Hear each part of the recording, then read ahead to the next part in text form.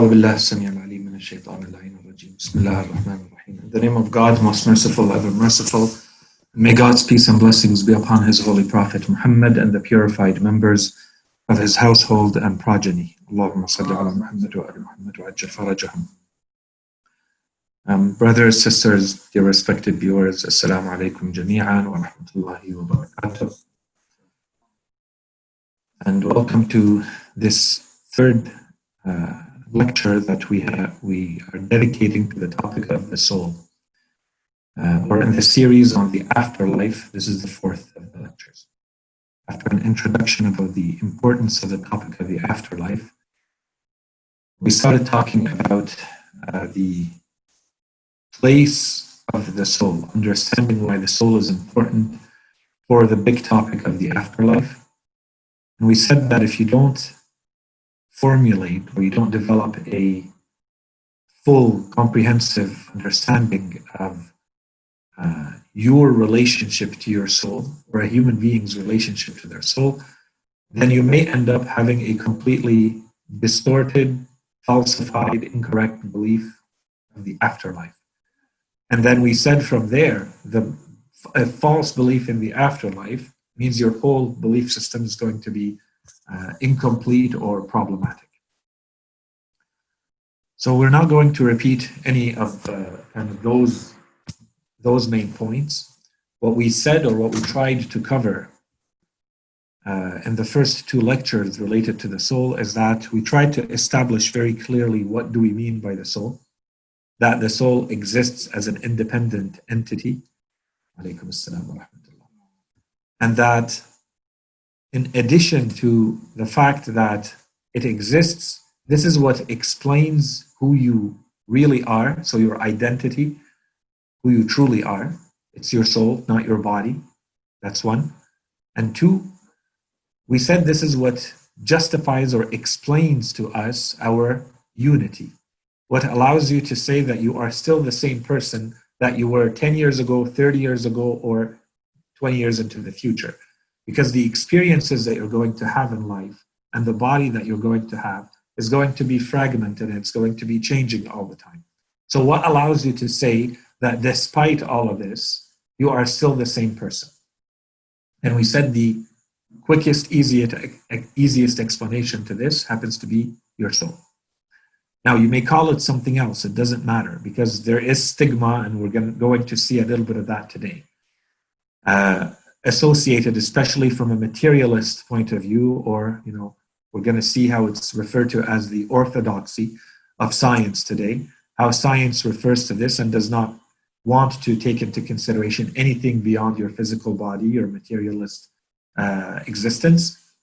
And so what we've seen until now is we've established a proof that you are the soul and that you are also a body, but you are mainly a soul that has a body in this world. And two, that soul can exist independently of the body. And three, that this is what explains your unity in time and in the different experiences that you have as you go through this life. We went a little bit more in detail about some of those aspects and different proofs. We presented a number of rational arguments for the existence of the soul. And then we concluded with Quranic references to the existence of the soul. And we presented our understanding of some of the verses of the Quran that talk about the existence of the soul. So we're not going to repeat any of those. Inshallah, those are well understood and simple enough to understand. What we wanted to continue with today is that, first of all, we said that perhaps the two lectures that we dedicated, and we said this is one of the most, deep, complex, fascinating topics in the philosophy of mind and Islamic philosophy, and so on and so forth. So, it doesn't make sense. It's not realistic to think that we can cover the entire topic in a couple of lectures. And we're kind of skimming the surface here, but enough so that we can actually continue with the topic of the afterlife. Except that what we presented until now may constitute more of the classic version of understanding the soul. And so we wanted to add to that a little bit of what's being said and how the soul is being discussed in the current world, in today's world. And, as it was mentioned in the past, this is stuff that we covered here and there. We dedicated a few lectures to some of these topics in the past. So inshallah, it's not going to be repetitive from that point of view for those who have been following from the beginning. That's one. And two, the point here is that we're simply trying to present a very, let's call it informal overview of what's out there in terms of the soul. We claimed some big things over the past couple of times when we met.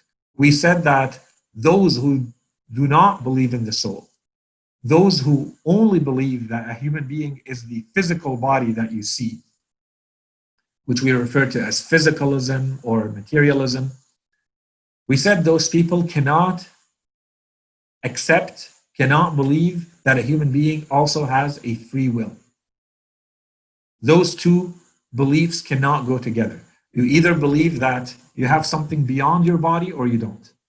If you only believe that you have a body and everything that you are is limited to this body, then you cannot believe that you also have a free will, that you get to choose what you're doing, that you get to make free choices in your life. You can't.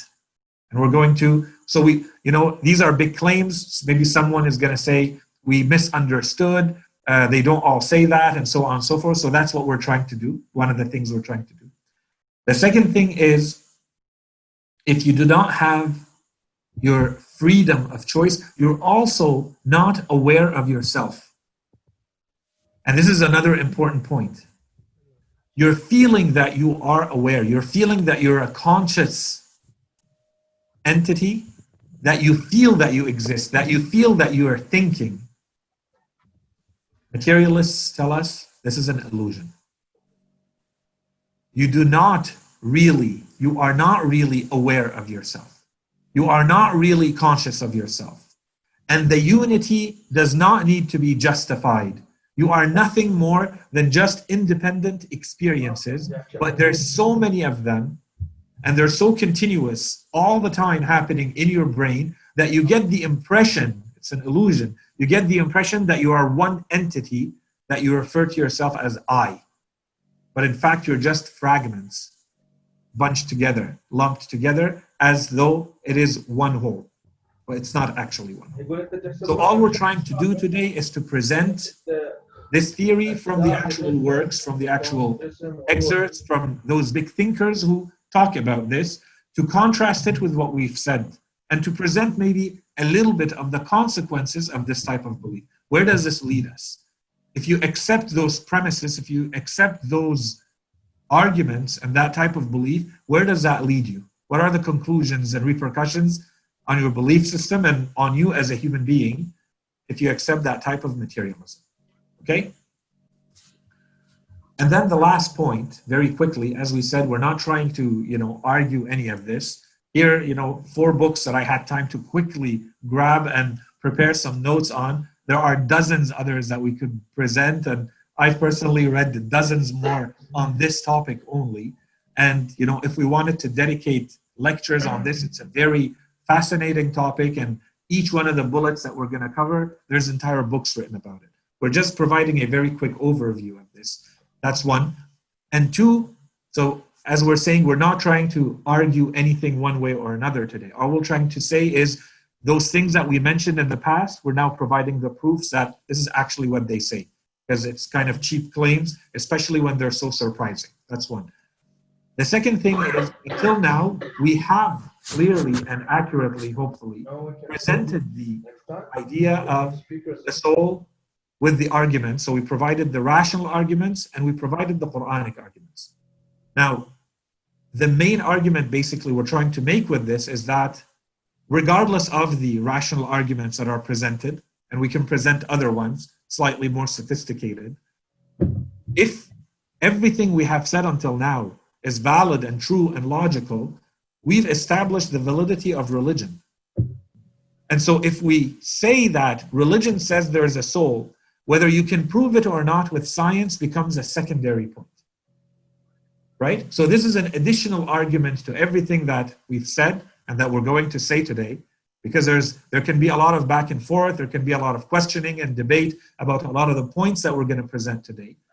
But the bottom line is, if religiously we've proven, which we have done, that there is a God and that he has sent a religion with teachings and scripture to humanity in the form of the Quran for sure, and then the Quran says that there is a soul, in that case, that's it. We know that there's a soul. Now we also want to see, okay, so what else can we find out about the soul when we look at the other disciplines, including the more modern science that we have available to us. So that's kind of very quickly and very generally from the introduction. So what do we want to do here? So here in this book, this is written by a man by the name of Mario Beauregard. Very quickly, when he wrote this, he wrote another one later, but just his credentials here, he's a PhD, Associate Research Professor, Department of Psychology and Radiology and Neuroscience Research Center at the University of Montreal, and co-author of Spiritual Brain and more than 100 publications in neuroscience, psychology, and psychiatry. So just to establish that when we're going to be quoting from these people, they're well established in their fields. Okay, so here he says, and I'm reading just from page 2. This is just to kind of introduce the topic and the big, lay of the land and what are the big issues and what are we trying to cover in this. So he says, are we nothing but sophisticated animals?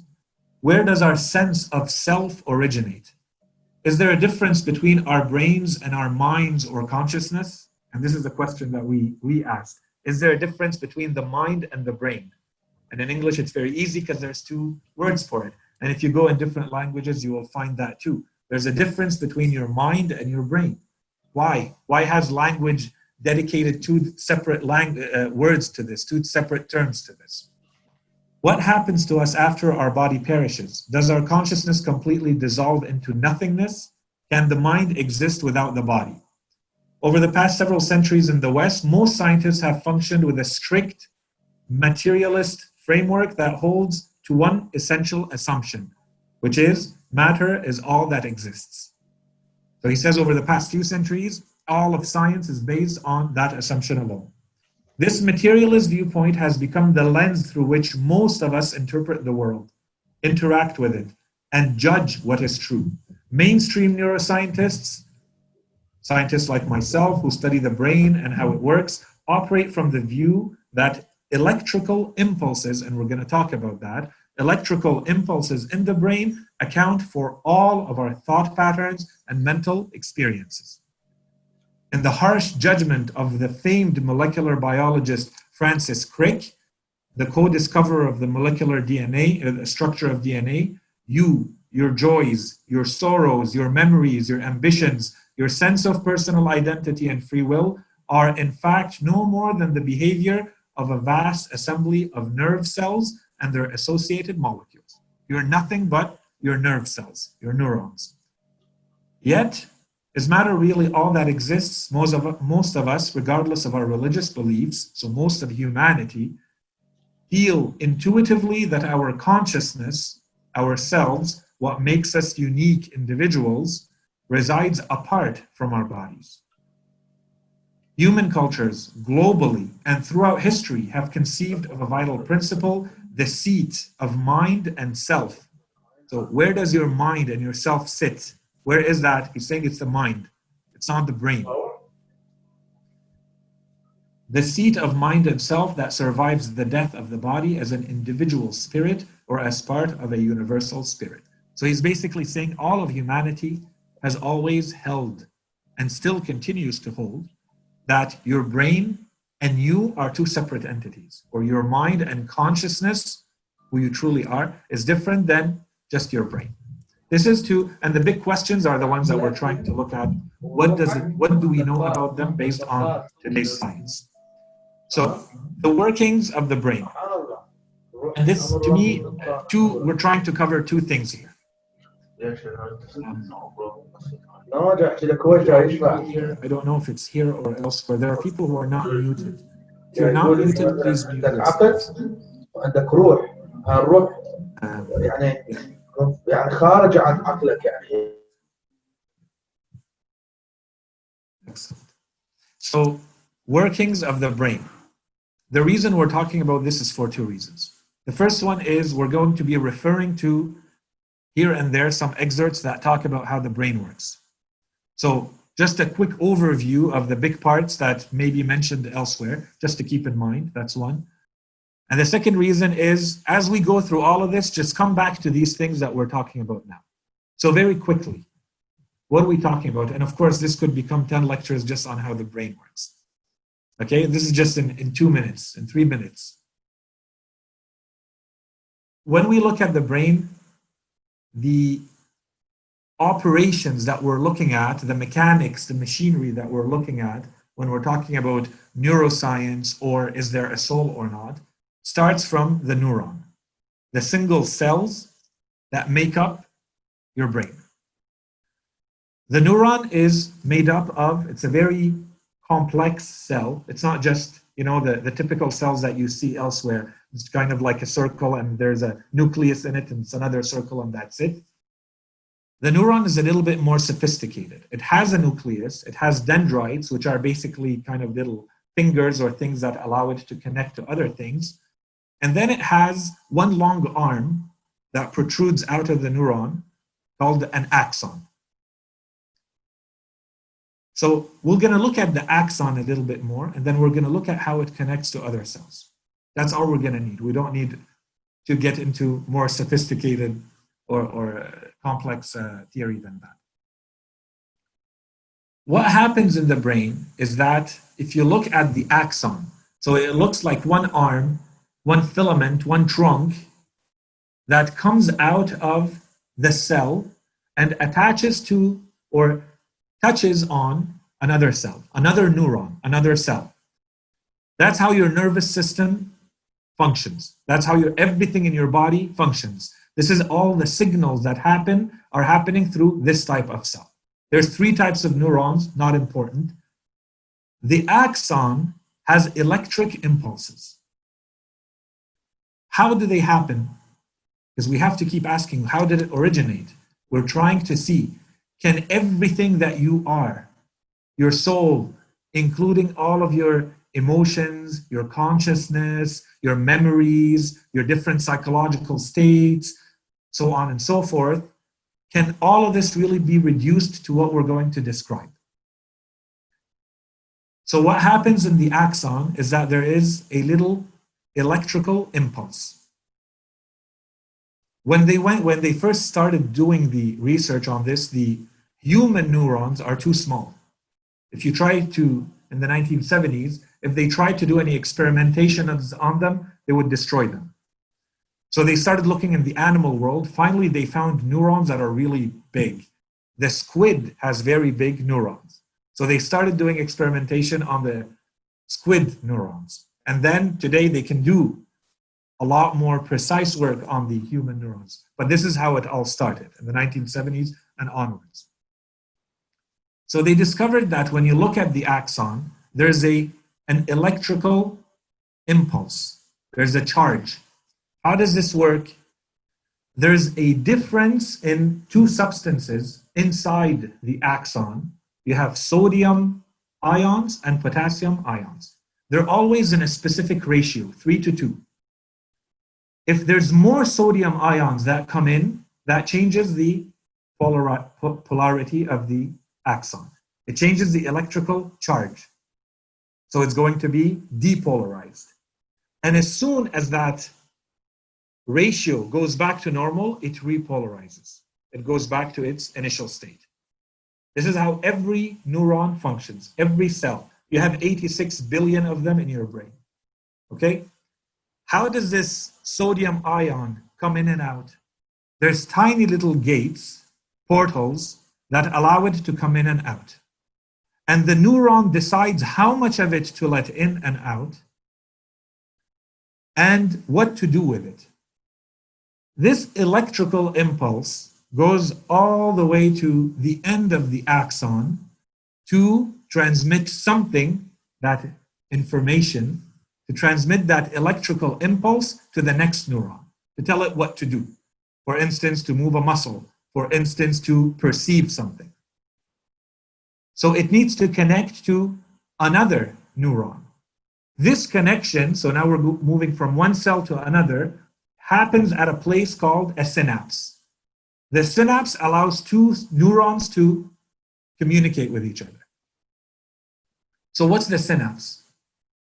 The synapse, in reality, it's a lot of empty space that the cell has to travel, that electrical impulse has to travel chemically and electrically. So in order to speak to the other side, there's like a bridge that you have to build. The cell has to build. The first neuron has to build a bridge to the second one. So how does it build it? It builds it with electricity and a chemical. So it's a chemical or electrical impulse, both actually. This is where every neuron has to decide what is it actually saying, how is it actually interacting with the other neuron. So this is where it's going to decide which chemicals to use, how much of them to use to tell something to the next neuron, which will again do the same process. There is a difference in the sodium and potassium ions that will recharge, and so on and so forth. And this goes on through thousands and millions and billions of neurons. And this is how everything that you do, everything that happens in your body is working. So the question is always, yeah, but why did the sodium ions come in? What made them come in? What pushed them through? I'm understanding the mechanics. The more I study, I see the how. I see how something is happening. But why is it happening? So the truth is, if you look at these, you see that it's always happening. It's kind of a loop. It's constantly, there's no specific concrete beginning and end to any of this. It's always happening all the time. And it's extremely complex. They used to say, now they know that it's not true, but they used to say there's more neurons in your brain than there are stars in the Milky Way, right? 86 billion is a very big number. And even that, they're not really sure. No one has come out and said that's the exact number. It's an estimate. They've done some studies and that's the best estimate they have today. So around, they used to say it's around 100 billion. Now that it's 86 is kind of the number they use, 86 billion. Whereas they say there's between 100 and 400 billion stars in our Milky Way. In any case, needless to say, it's still a number way beyond human comprehension, 86 billion. And for anything to happen in your body, it's never one neuron working. It's millions of these working together.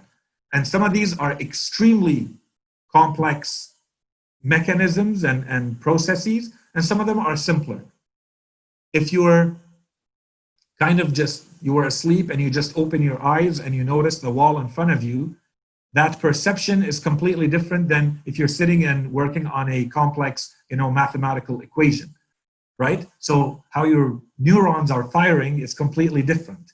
Some of these are much simpler, some of these are much more complex. But generally speaking, this is the mechanics of it. So to come back to the 2 points we're trying to make with this is, one, keep this in mind as we're going to go through, especially when some scientists are going to question this and what does it actually mean, one. And two, for yourself, do you think, can you imagine how these electrical little impulses and these chemical, as complicated and complex as they may be, as meticulous as they may be, how can this little chemical transaction, chemical change, become a memory, become your consciousness, become your feelings, become something that happened to you before and you still feel that it is you? This is what we're trying to see. Can you change those electric impulses and chemical changes into who you are? Because the claim of materialism is exactly that. Who you are these electrical impulses happening in your brain. And the way to prove it is to do different types of scans, MRIs, magnetic resonance imaging, and other topographies of your brain, mapping of your brain, different scans. And based on that, so what they try to see, as we said, these cells, they work together. So when they do a scan of your brain, they can't really get to the level of a cell. They're never getting to the level of one neuron. And if there's not enough of them, there's not enough millions of these cells working together, there's not enough water and blood and electric impulses happening, the scan doesn't catch it. Nor will the scientists know what to do with it because there's too much noise, right? You want to concentrate on those things that are very important. So you eliminate those things that may be very important, but you have to. You eliminate and you find averages. And based on that, you say the results of my scan show that this or that area in the brain is responsible for this function or that function. And we're going to come to that, which is the idea of localization. That only one area in your brain, if you look at the brain, generally speaking, there are parts of the brain, but they all look kind of the same. Right? So they used to say, there was a big theory, it's no longer accepted in science, that you're basically made up of three brains. You have your reptilian brain, your mammalian brain, and then your cortex, which is found more in human beings, whereas your reptilian is more responsible for the very basic functions of your body, your fear, your hunger, those things, your balance. Mammalian is much more complex things you do, and then your cortex or neocortex, the front, is for the abstract thinking that you only find in human beings and language analysis and things like that.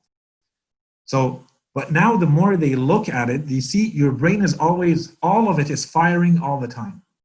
All of it is on all the time, except that there are areas that seem to come more to life than others, depending on what activity you do. So what they do is they look at the activity, they look at before you were exposed to an image or a sound, or before you were asked to do something, they look at the state of your brain and they scan.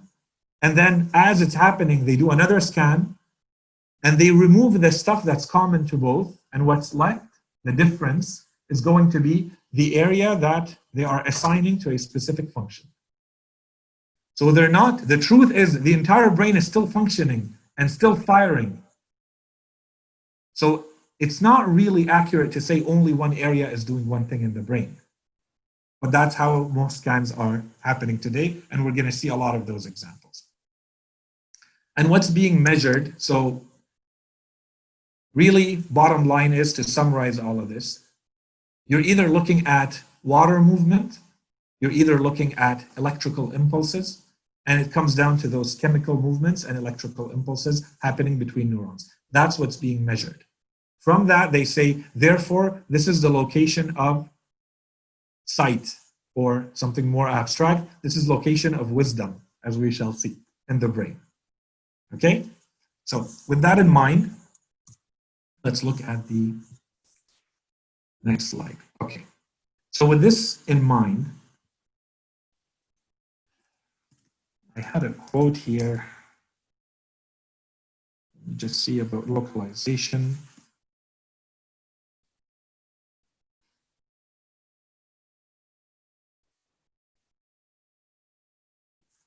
Yeah, so here he's referring to, a philosopher or, a man who had looked at all of this, and he was here explaining this Thales.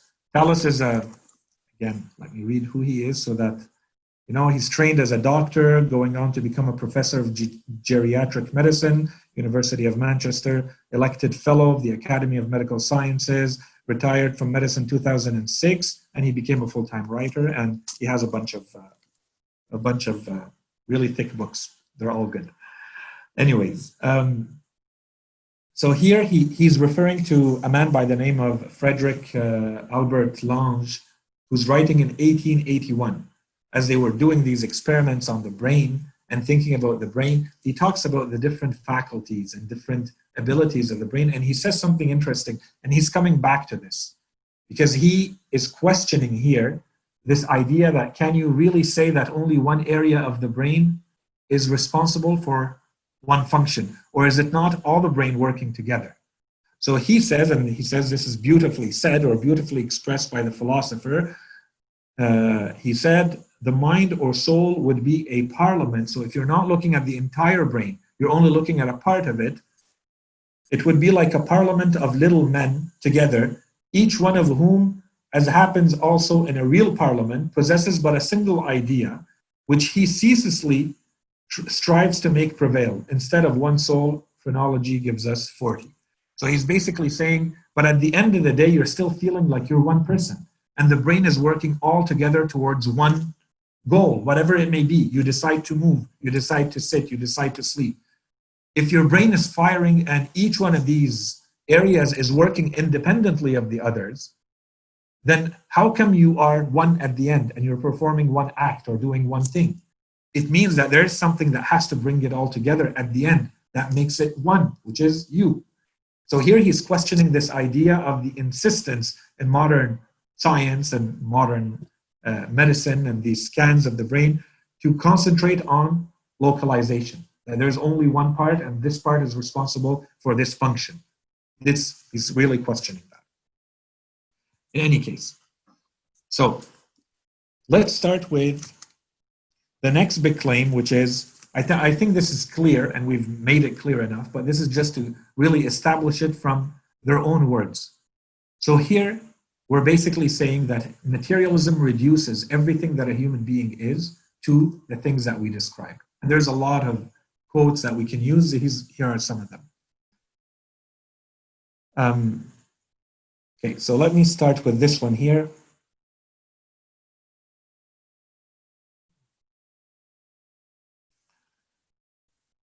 Okay, so this first idea is that sometimes this is presented as kind of the latest scientific progress. You are reading the most trendy, latest thing that has come out of science to say that we have finally been able to understand how the brain works, and therefore we can reduce a human being to the materialist entity that is inside his cranium. So here he's telling us, actually this has started from, since human beings have really been talking seriously about medicine, they've been putting these ideas forth. And one example is the man that is considered the father of medicine, Hippocrates. So here he's reading to us, or we're reading from the writing of Hippocrates himself. We're going, 2,500, 2,000 more years in the past. So he writes, men ought to know that from the brain and from the brain only arises our pleasures, joys, laughter, jests, as well as our sorrows, pains, griefs, and tears. Through it, in particular, we think, see, hear, and distinguish the ugly from the beautiful, the bad from the good, the pleasant from the unpleasant. So he basically reduced everything you are to your brain. So yes, 2,000 years later, we're still saying the same thing, but this is really nothing new. He's been saying that for a while. And at that time, there was a huge thing. Aristotle used to think it's the heart, not the brain. Okay? So there were people contesting this at that time, as there are people contesting it today. Okay, and of course, so he continues. We read this, but here he reads, Hippocrates sounds very, very much like Francis Crick talking 2,500 years later. You, your joys and sorrows, memories and ambitions, your sense of personal identity and free will are in fact no more than the behavior of a vast assembly of nerve cells and their associated molecules. So this is 2,500 years later. We haven't really progressed much from that idea. Now, so here to continue with this idea, these are the more contemporary, the biggest name perhaps you should know when you get into this world, and the materialism around the whole idea of you are nothing but your brain. A lot of the arguments and a lot of the ideas have come one specific new atheist. They refer to them as the new atheists. It's Daniel Dennett. Okay, there's a few of them, but this is his field, and he's written a lot about this. So he writes, Daniel Dennett called the contemporary orthodoxy. So he basically says, if you want to say what science says today, this is what it says. Now, of course, you have other scientists who say that's not what science says, but that's his claim. And that's the claim of many scientists. And so now we're quoting Daniel Dennett. He says, there is only one sort of stuff, matter, the physical stuff of physics, chemistry, and physiology. And the mind is somehow nothing but a physical phenomenon, In short, the mind is the brain. We can, in principle, account for every mental phenomenon using the same physical principles, laws, and raw materials that suffice to explain radioactivity, continental drift, photosynthesis, reproduction, nutrition, and growth. He says, whatever you look at, whatever you want to study in the universe, you have laws and principles and sciences in place to understand it. The same exactly are going to apply to understanding what a human being is, which is nothing more than what's going on chemically and physically inside their brain. Okay, so long story short, here's the summary. Mental phenomena must be composed of nerve impulses, and the mind must be the activity of the brain. So mind equals brain equals mind, and equals a human being. And there is nothing more. Now, let's go to another book, and this is the newer book of Beauregard. Here he is saying, and this is a very famous philosopher, Bertrand Russell. Another name to keep in mind, especially if you want to do more thinking and research about this topic. So here he says, man is the product of causes which had no prevision of the end they were achieving. So they were random blind processes that created a human being. There was no design, there was no purpose for it. That his origin, his growth, his hopes and fears, his loves and beliefs are but the outcome of accidental collocations of atoms. So atoms that just happen to find themselves in the same place at some point. That no fire, no heroism, no intensity of thought and feeling can preserve an individual life beyond the grave. See, now we're linking directly to the afterlife. That all the labors of the ages, all the devotion, all the inspiration, all the noonday brightness of human genius are destined to extinction in the vast depth of the solar system, and that the whole temple of man's achievement must inevitably be buried underneath or beneath the debris of a universe in ruins. All these things, if not quite beyond dispute, are yet so nearly certain, all this is so sure, so certain, that no philosophy which rejects them can hope to stand. If there is something that you want to call a philosophy that does not accept that you're nothing more than just these atoms and how they're interacting with each other, you can't call that a philosophy. It doesn't stand. It's not a philosophy. Don't even refer to that as a philosophical system. And maybe one more quote on this topic. 3 quotes very quickly. One more from Russell. The first dogma which I came to disbelieve. So the moment you say dogma is basically something that you held for truth, but it's not truth. The first dogma which I came to disbelieve was that of free will. So keep that in mind. That's what we're going to come back to. That a human being has a free will. You're actually choosing what you think you're choosing. It seemed to me that all notions of matter were determined by the laws of dynamics and could not therefore be influenced by human wills. And a human is nothing more than matter, so whatever applies to the rest applies to you, despite your illusion that you have a free will. You're nothing more than the result of these interactions. Another quote, this is from Marvin Minsky, an artificial intelligence guru. Everything, including that which happens in our brains, depends on these and only these, a set of fixed deterministic laws, a purely random set of accidents. All theory is against freedom of the will, all experience for it. So if you ask human beings, everybody will tell you, I'm experiencing free will. But if you go to science, if you go to theory, all theory is against freedom of will. And so he claims all experience for it. Okay, so that's the conclusion. So what does this all lead to?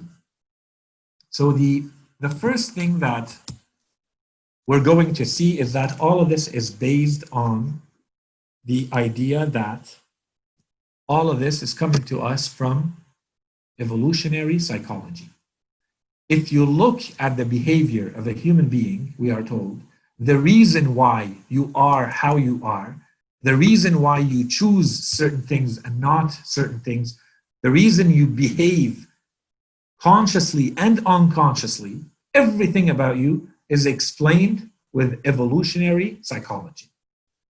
So what's evolutionary psychology? They say, first of all, you have the word evolutionary, so the theory of evolution, that the reason why you are the way you are today can be explained by looking at how you were, 2 million years ago.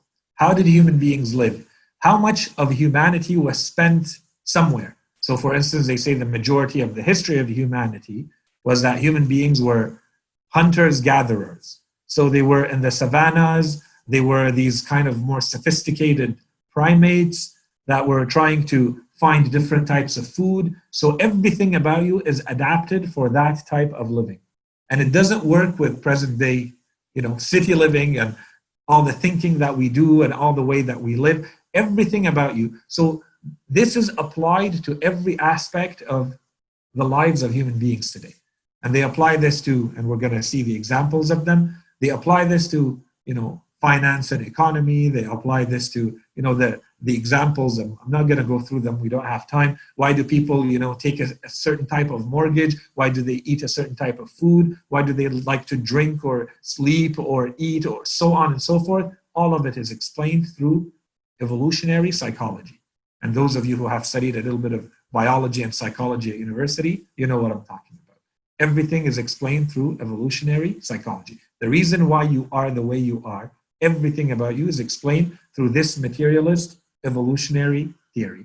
Okay, so I'm going to skip a couple of the quotes that I had. I'm going to go to this one. Again, from Thales, page 43. So here he says, the mind is a system of organs.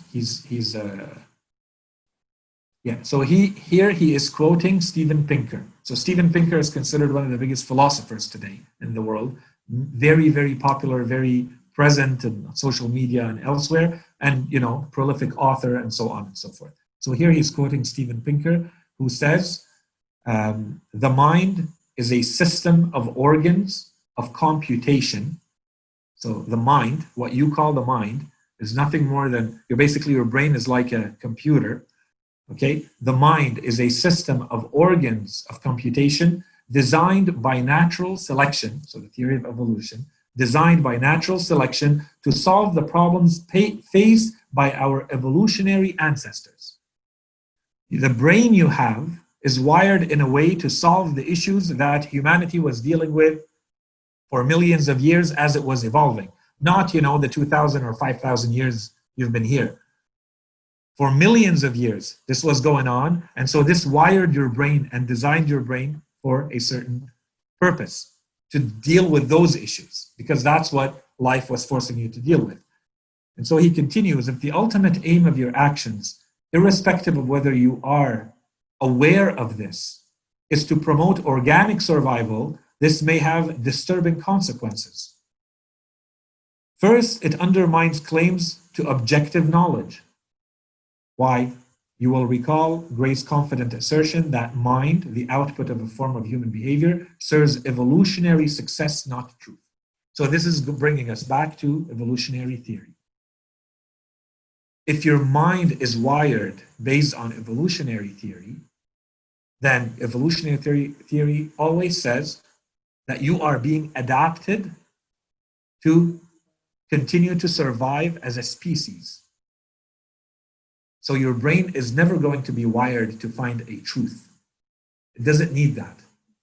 It doesn't have the tools to find truth and objectivity. It's wired, even if it means deceiving you, even if it means creating illusions to you. The point of your brain, the point of everything about you, is only survival. Not in the sense that you understand, in the raw biological sense that your genes know what they're supposed to do to continue to survive. That's one. He continues. You will, second, in those cases where you seem to be serving the interests of others, as when you lay down your life for a friend, for instance, you are really serving the interest of your genetic group. And we're going to come back to that, the idea of altruism and doing anything for anyone else. You're not. You're working for your genes. That's the claim. Everything based on evolutionary psychology is based on everything is for your genetic code and your genes. It makes evolutionary sense to lay down your life if you save half a dozen other carriers of the same or very similar genetic material. So basically all of the genes are working together. If it means you need to be sacrificed, so they will sacrifice you. They will trick you into sacrificing yourself to preserve the rest of the genes, basically. Okay? And then altruism and all the norms that govern our behavior. So altruism is when you sacrifice for others. That govern our behavior are not about transcendental ethics, ethics about something bigger than you, but about the inclusive fitness of the group, about group rather than individual selection. And finally, and most upsettingly, we are not aware, unless we are instructed in biology, of the forces that are motivating and shaping our behavior. The reasons we give for the things we do are mere rationalizations that conceal from us the real reason, which is not a reason at all by a biologically determined propensity. So basically, the reason you do anything is because it's an action-reaction explained only by biology. But you're being tricked by your mind with whatever it needs to trick you with so that you do what you do to preserve the genetic code. Okay? I thought there was an end to this, but there isn't one, so we're going to skip to maybe the next point here. So he continues by saying, yeah, so this is the point about we are evolved from the Stone Age, Savannah, and Africa, where we are told in biology, humanity spent most of its time in the plains of Africa, in the Savannah of Africa, from the Stone Age, which is where our species has spent most of its lifetime. We are suited not for our besuited lives, but for life in the wild. And the author says, although I'm not sure how many of us would flourish any better if we were dumped in the savannah, supported only by the Stone Age technology. At any rate, we are out of place in the places we have created, cities, offices, drawing rooms, and so on and so forth. So anyways, he's criticizing and questioning, of course, that this is the mentality of those who want to rely on evolutionary psychology, that everything you are and all of your choices and everything you do consciously or not comes to you because of the evolution of humanity over millions of years in the African savannah. So you're designed for that, not for this life. Okay, so let's go to the consequences. Okay.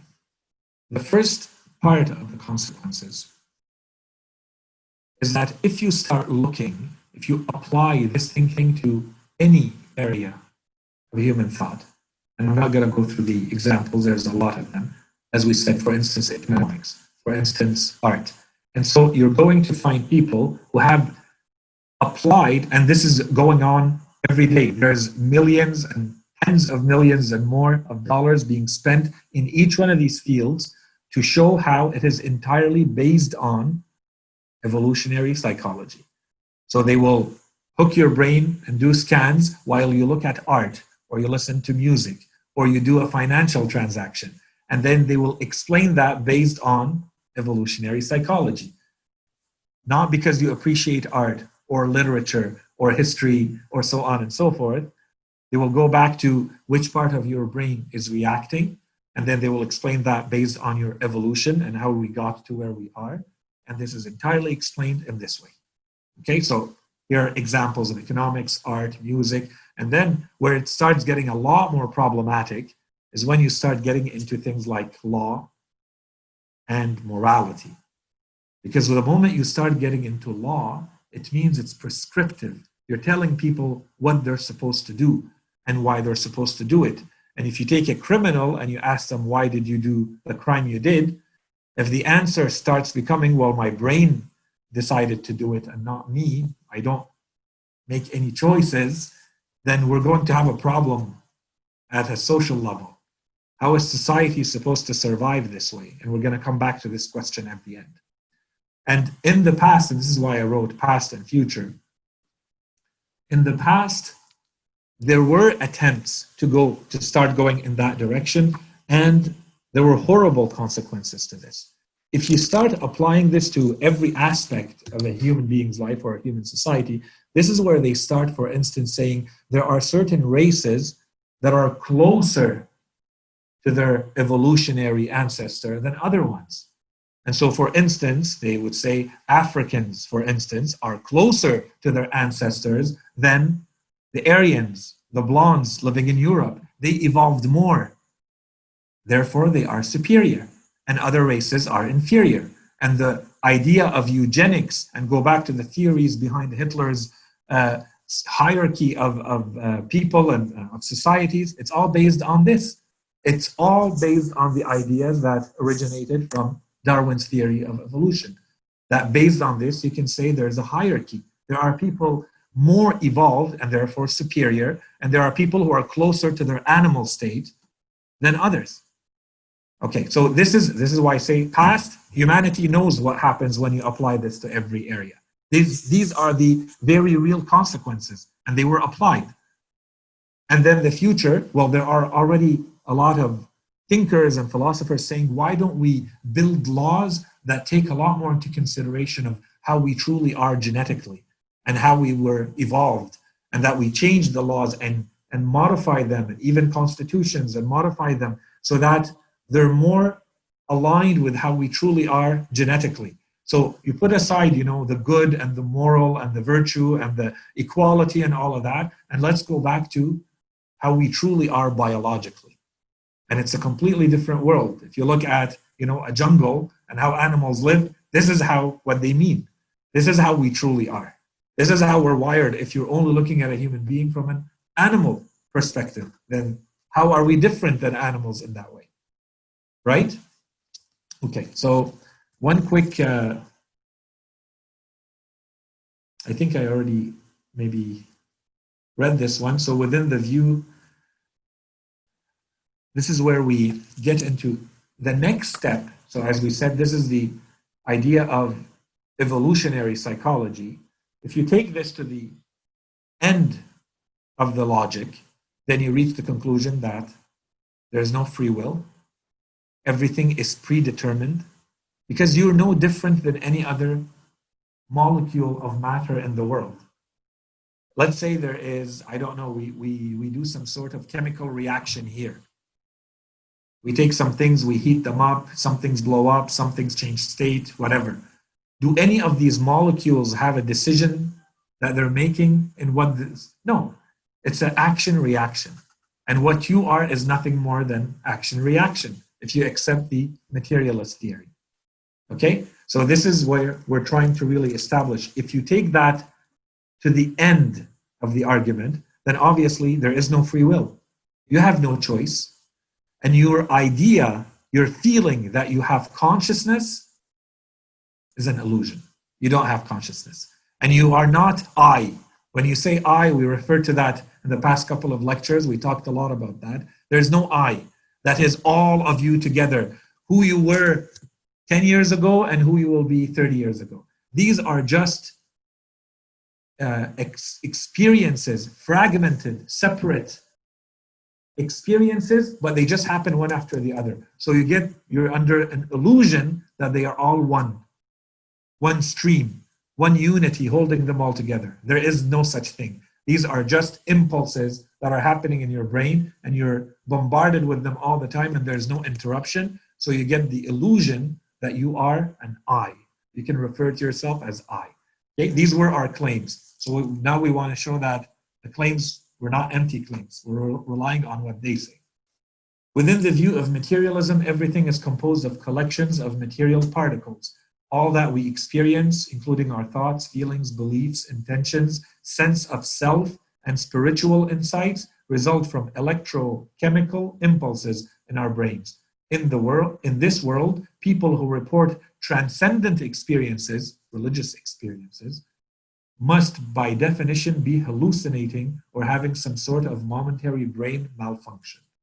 Okay, so if you say I had a religious experience, basically your brain has stopped working or you're hallucinating. Now, let's continue with this idea of it's all an illusion.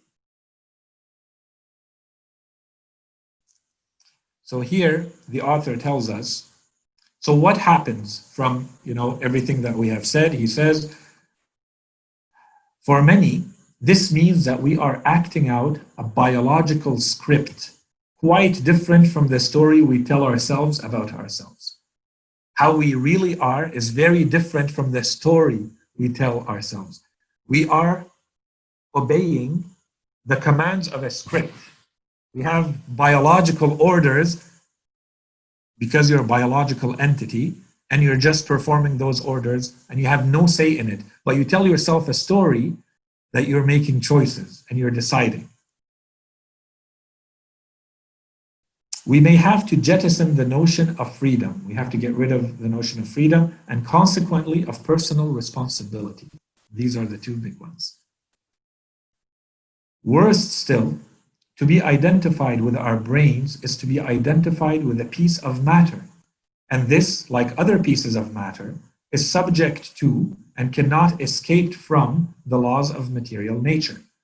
Everything that happens in our brains is a product of material events that impinge on them, and the events that result from brain activity, notably our actions, are wired into the endless causal net, extending from the Big Bang to the Big Crunch. It's all predetermined. It's all action, reaction. Since the moment the Big Bang began, from that moment on, everything that happens is predetermined. There's no molecule that decides something different. There are laws of nature, and you're part of that, and whatever happens applies in the same way. And that this is the history of the material universe. Minds and persons are embedded in the physical world. Our destiny, like that of pebbles and waterfalls, is to be predestined. You're predestined. Everything has already been decided because the laws of nature don't change and they apply to you like they apply to everything else. So that's one quote. A second one here, the eminent neurophysiologist Colin Blakemore expressed his view with admirable lucidity when he writes, "The human brain is a machine which alone accounts for all of our actions, our most private thoughts and beliefs. All our actions are products of the activity of our brains. It makes no sense in scientific terms to try to distinguish sharply between acts that result from conscious attention and those that result from our reflexes or are caused by disease or damage to the brain. It's all the same.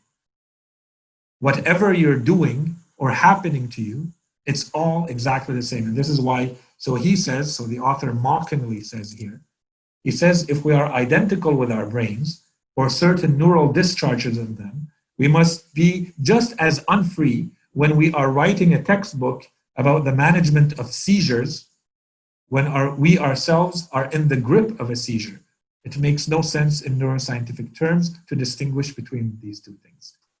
So he's saying you consciously, if you take a human being who is undergoing a seizure, let's say an epileptic seizure, when you lose control of your body and you have a seizure, you are in the exact same state, that's what it's being claimed, as someone sitting, writing down, and he's attacking the author because the author is actually the author of a book on seizures. So he's saying, so writing a textbook to explain seizures mentally to you, you're in the same state as someone having a seizure. Because both are things happening to you and you have absolutely no choice over any of it. It's all predetermined. So he's saying, does this make sense? It can't make sense. Someone who is having the seizure and someone who's writing a book about seizures. But the claim is, and that's why he's saying, it makes no sense, that's what this guy is saying, it makes no sense to try to distinguish sharply between acts that result from conscious attention and those that result from our reflexes or are caused by disease or damage to the brain. It's all the same. Both of them, cause, effect, action, reaction, no difference. And then here he gives us another quote. The conscious appreciation of emotion is looking more and more like one quite simple and sometimes inessential element of a system of survival mechanisms that mainly operate, even in adults, at an unconscious level. This is why I said it's all an illusion. It's all happening and you're not even aware of it. Okay, it's all happening at an unconscious level. And then 58. And so here, again, it would be interesting. I don't have time to go through all of this, but to go through the history of this, because again, you get the impression that this is all very modern and what science has said. David Hume wrote about all of this a couple of 100 years ago. He wrote that he concluded that humans are nothing but a bundle of different perceptions which succeed each other with an inconceivable rapidity, how fast they happen, and are in perpetual flux and movement. The identity, so you feeling like you are one, the identity which we ascribe to the mind of man is only a fictitious one. He finally says, so that's that. Those of you who think of yourselves as real are plain wrong. Then Frith is also another big author who writes a lot about this and who's written a lot about the idea that it's just an illusion, your eye is an illusion. Frith also argues that eye is an illusion and believes that it is created by the brain. Anyways, so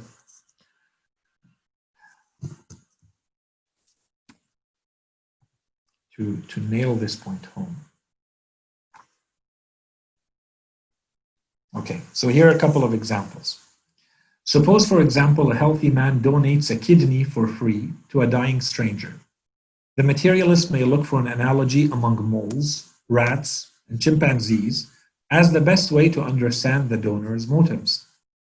He believes that the donor's mind can be completely explained by the hypothesis that his brain evolved slowly and painstakingly from the brains of creatures like these. Therefore, his mind is merely an illusion created by the workings of an overdeveloped brain, and his consciousness of his situation is actually irrelevant as an explanation of his actions. So it doesn't really matter if I tell you, why are you donating your kidney to someone, what you're going to answer, because the answer, it's already been predetermined for you. And whatever you may come up with as an answer is actually an illusion. Your brain is tricking you. From the materialist perspective, our human mind's consciousness and free will, so those are the two things we depended on until now for basically everything we've presented, consciousness and free will, are problems to be explained away. To see what this means, consider Harvard cognitive scientist Steven Pinker's comments on the consciousness in a recent piece in Time magazine entitled The Mystery of Consciousness. So now Steven Pinker is talking about free will and consciousness. He says, although neither problem has been solved, so keep this in mind, science has not resolved these two issues of free will and consciousness. The conclusion, neuroscientists agree on many features of both of them, and the feature they find least controversial is the one that many people outside the field find the most shocking. Francis Crick called it the astonishing hypothesis, the idea that our thoughts, sensations, joys, and aches consist entirely of physiological activity in the tissues of the brain. Consciousness does not reside in an ethereal soul that uses the brain like a PDA, a personal digital assistant. Consciousness is the activity of the brain. That's it. So he starts by saying, science has not resolved these two. The conclusion is what scientists say, this is what it is.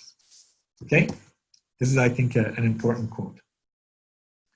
Now here, the author continues, given that Pinker admits that neither problem concerning consciousness is either solved or anywhere close to being solved, how can he be so sure that consciousness is merely the activity of the brain, implying that there is no soul? Anyways, so what's the answer? What do they say that is actually happening? Is that your brain is deciding for you, and I think I don't have time here to go through all of the details on how the brain is deciding unconsciously everything that's happening to you, and you are basically a subject and your brain is deciding everything. So very quickly,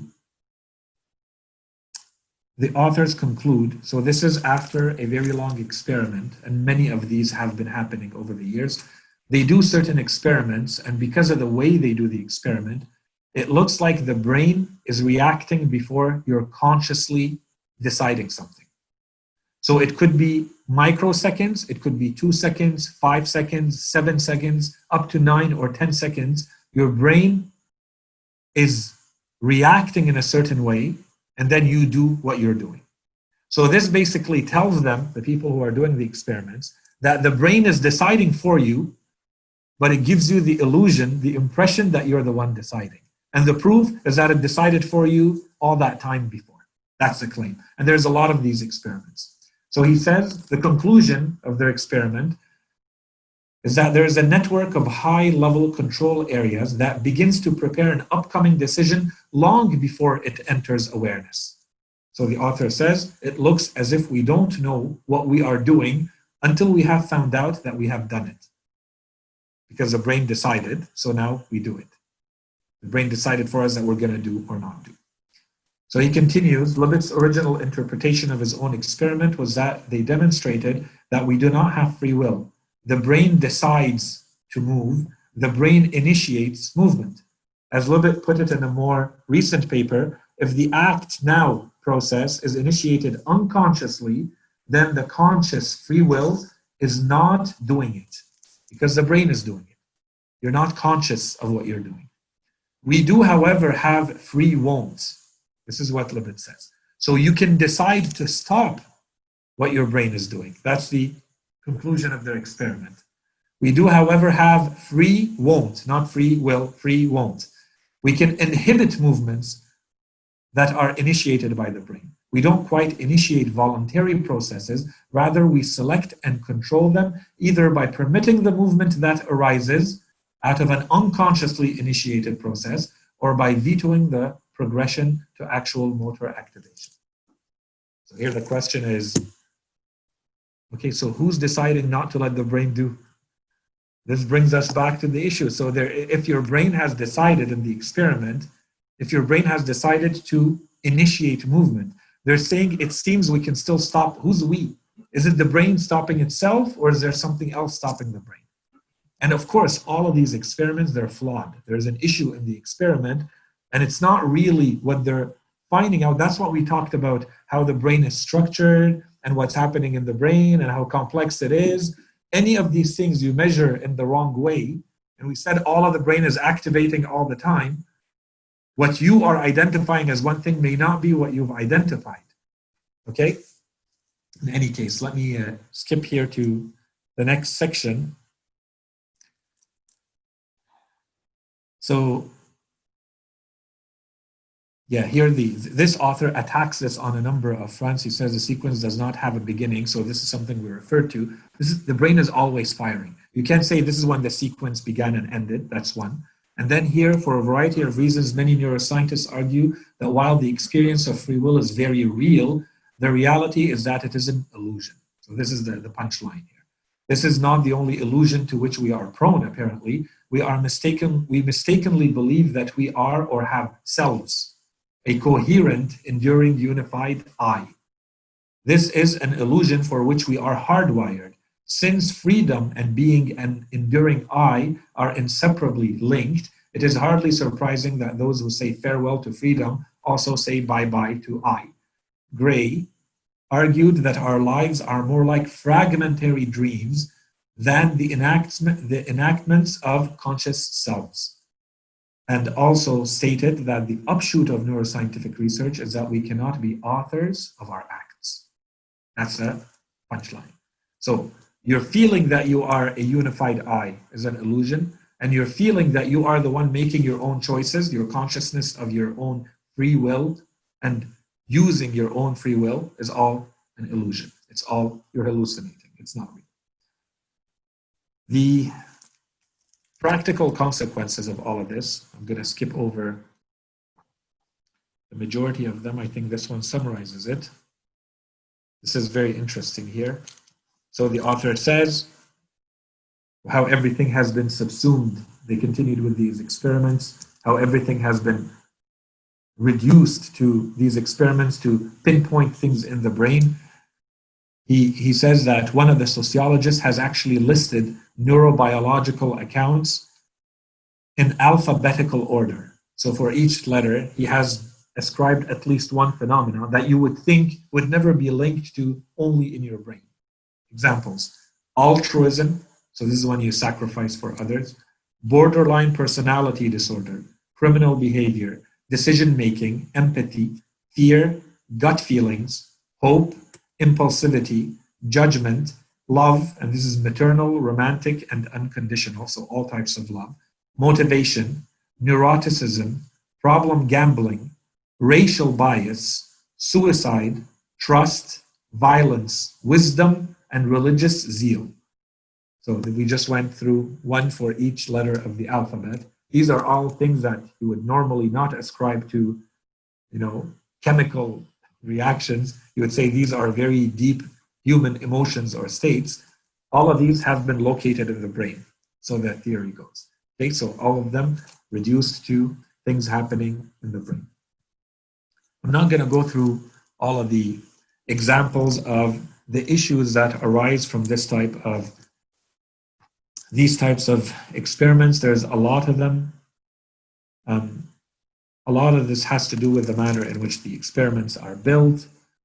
We talked about the way MRIs are done. So MRIs, the way they're done, they're measuring one thing very specifically, but they're not measuring a whole lot of other things happening. So even at the level of the brain, you can't really say this is what's happening. That's one. Two, the manner in which these experiments are done is that it doesn't tell the whole story. Much more of the brain is already active or lit up. All that can be observed is the additional activity associated with the stimulus, so we don't get the full picture of what's happening in the brain. Thirdly, all the experiments are reductionist. So they take something that is much more complex in human life and they say this is what it is. They show you a picture of someone who's in your family in their mind, assuming that obviously this represents love, unconditional love to a member in your family. And then they track what's happening, they scan what's happening in your brain. But there's a whole host of other emotions maybe that you're getting when you're looking at this picture, and memories, and you have your own psychological state. What if the difference between, let's say you had a fight with this person yesterday versus someone you haven't seen in 10 years? Of course, you're not going to have the same emotions towards that picture if the picture is actually representative of how you're feeling towards that person. Anyways, so all of this, I'm skipping over all of this to say the fact that the experiments are problematic has actually been raised multiple times, even in the most well-known papers in science today. So one of them is Science and one of them is Nature. These are the two biggest, most popular magazines of science, peer-reviewed magazines of science in the world.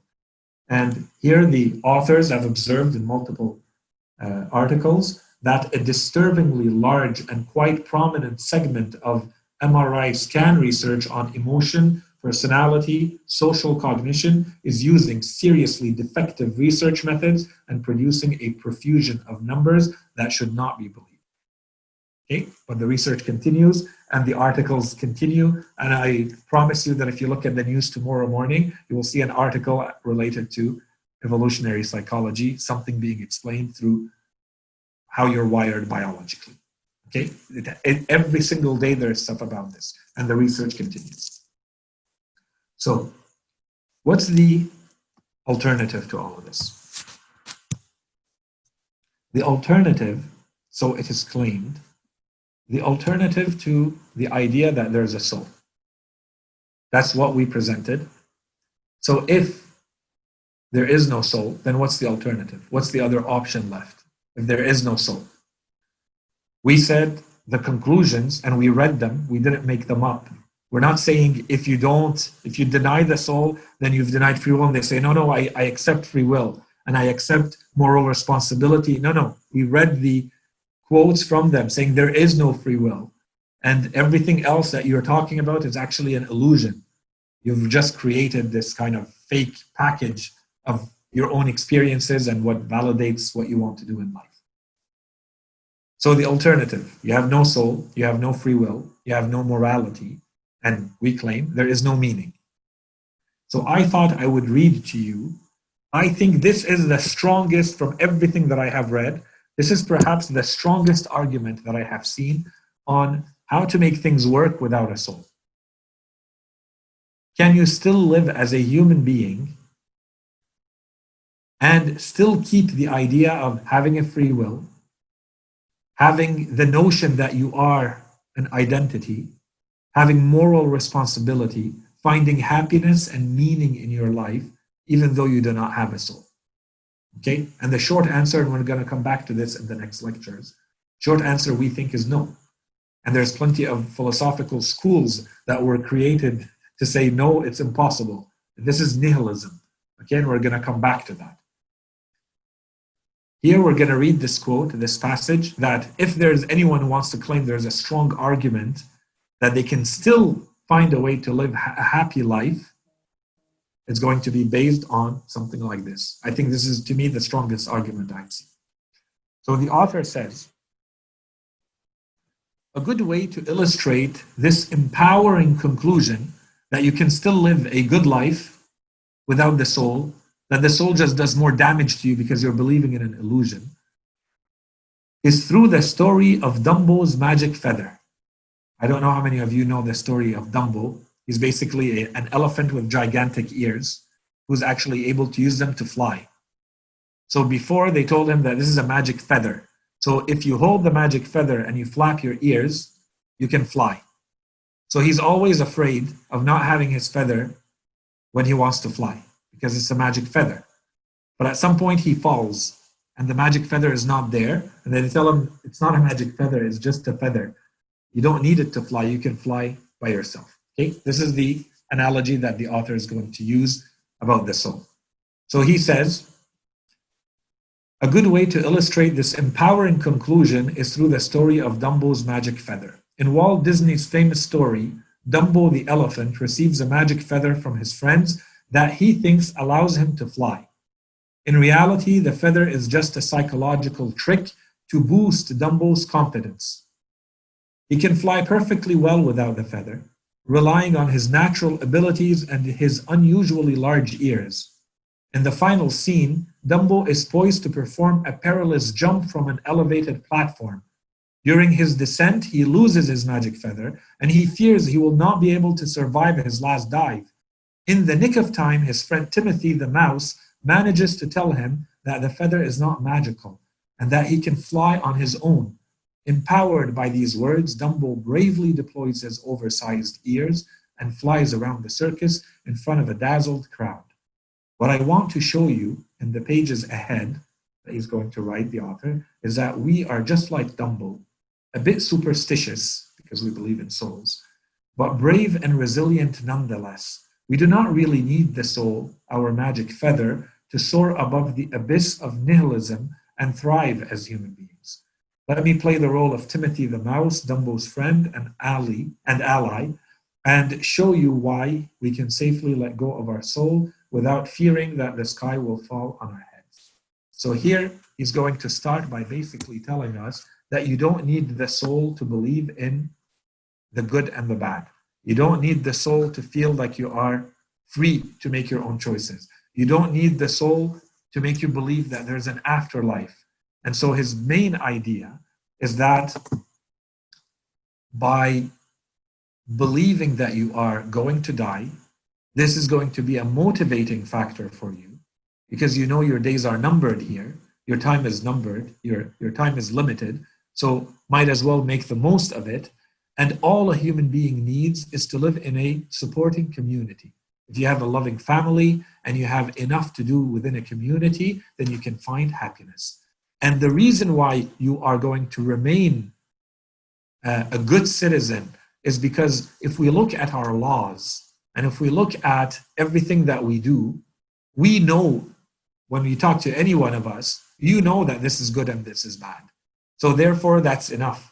We don't need to go back to, what biology is saying, that this is all an illusion, this is all not real, that we're just biological and chemical entities. You have to put all of that aside. The fact that we're talking about good and bad means that we're wired to live in a certain way, and so we should live according to what is good and bad.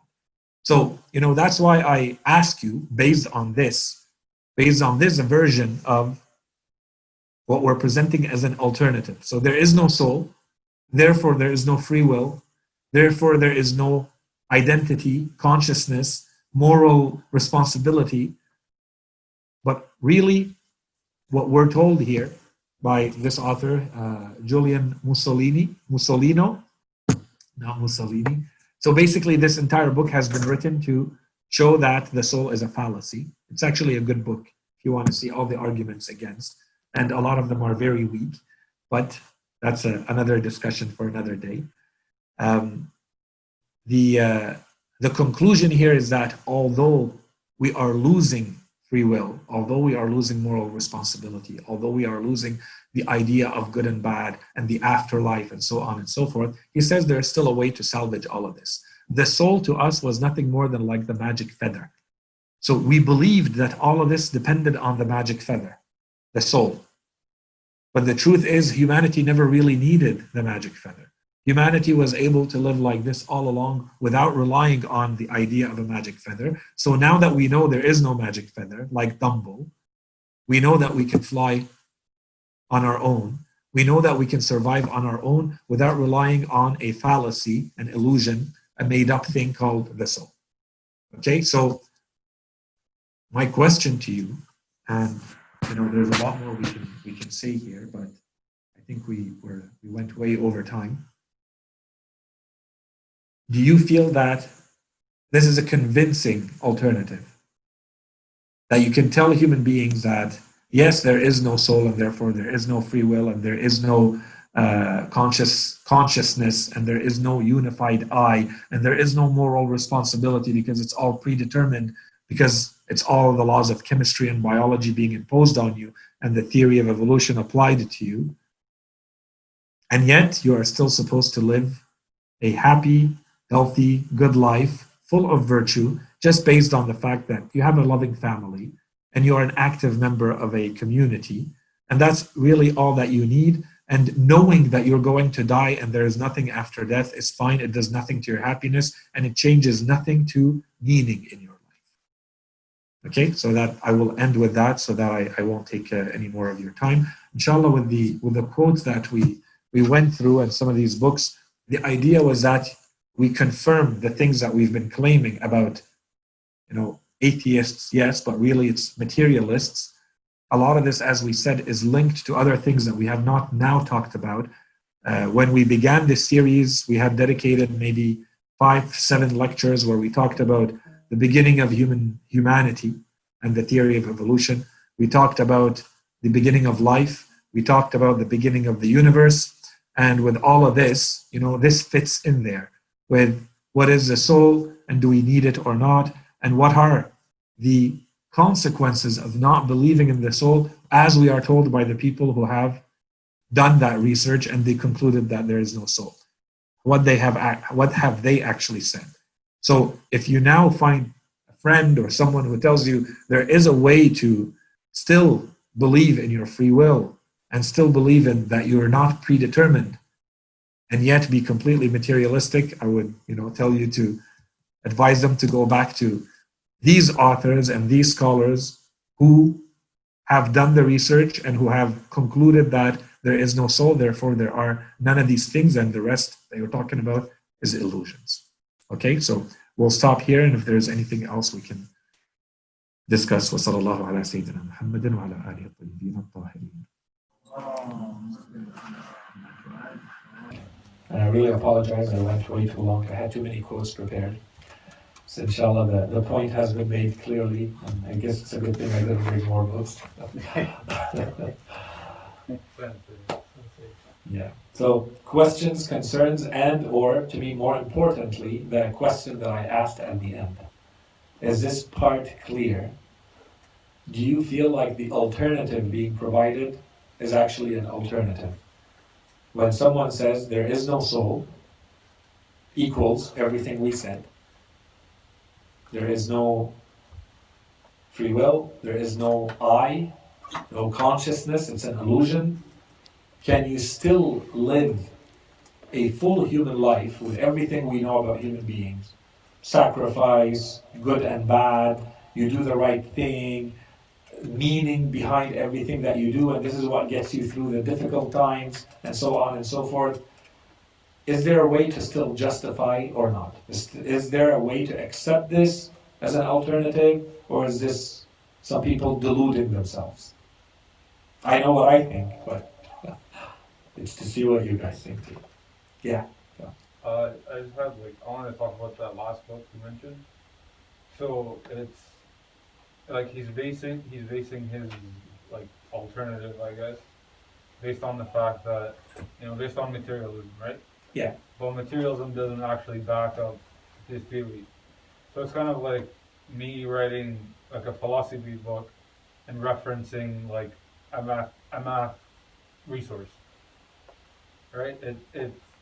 It's like the actual what he's using as a reference doesn't actually back up what he's saying because it doesn't relate. So when you say he's using as a reference, Yeah, like the fact that there is no soul and like all of that, right? yeah, It has nothing, like it doesn't back up his theory of, like it doesn't relate to the fact that he's saying, um, he's basically saying like throw that out the window, yeah, right, and come listen to this new theory that I have. yeah. So basically, what Like he does, the way this book is structured, the soul fallacy, Yeah. um, he basically starts by saying, here are the big families of proofs, families of arguments of those who claim there's a soul, and let me show you why they don't make sense. And this is the part that I was looking forward to when I read the book. I want to see how he's going to dismantle, all of these arguments for the existence of the soul. Now, some of them are weak, and some of them are good arguments, and he dismisses them. Fine. And then he says, let me show you the opposite evidence. And then so he goes into the science. And he starts mentioning all these brain scans and showing you that basically the best explanation we have, first of all, we cannot accept anything that is not materialist. And that's the biggest issue. The biggest issue is if you've closed the door to anything outside of, if you say that there is nothing beyond, and then you start looking for the soul or consciousness or your identity in the brain, and you don't find it, the conclusion cannot only be, therefore there is no brain. I said, I'm going to look for my consciousness here. I didn't find it here, therefore there, yeah, but what about maybe elsewhere? Maybe you're looking in the wrong place. Maybe your consciousness is not something that you can find in your brain. Maybe that's the issue. But because you've closed the door to that and said, this is the only place I can find it because I'm a materialist, which is what he does in the second part of the book. So now he openly says, there is no soul. He's dismantled all those arguments. And instead we know everything we know about the brain. So therefore we must accept the brain. Now we have a problem. The problem is, okay, but how are we supposed to live a good human life? So now here, in those two last chapters, one of them, they're smart titles that he put to them. The first one is the sum of all fears.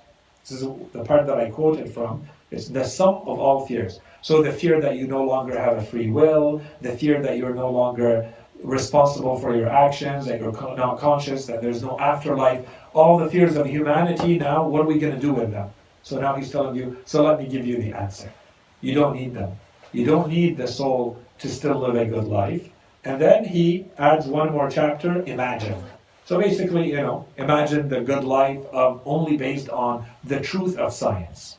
Okay, that's the last chapter of the book. Anyways. Okay, so yeah, I think the main argument, I agree with you. And honestly, this is the weakest part of the book. And as I said, to me, that was still one of the best arguments I've seen. And he basically combines together the idea, the biggest idea right now there is for people who are atheists and people who are saying that it's still possible to live a good life.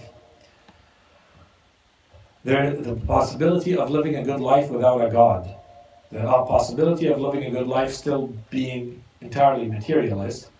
They're trying to do a lot of research to show that people who are not believers in God and not followers of a religion, they can still be very happy. So when they ask people, are you living a happy life? A lot of them can say yes. And so they go to those people who are happy and they see how are they living. And what is it? What's that big criteria that makes someone happy or not? And the conclusion they're finding, which is very important, and inshallah it needs to be discussed properly, is the feeling of community. The more a human being feels like they're an active part of a community, the more their level of happiness seems to increase. So they say they don't need God for that, and they don't need an afterlife for that. if you are day to day living in the moment and you are well supported as part of a community, so family and beyond, that's all you need. You can be happy. So this is what this is based on. And so let's not look at beyond. The problem is human beings cannot not look beyond. That's the whole existential questions of where am I from and where am I going and what am I doing here? So if I want to live day to day, every time I want to look there, you tell me don't look.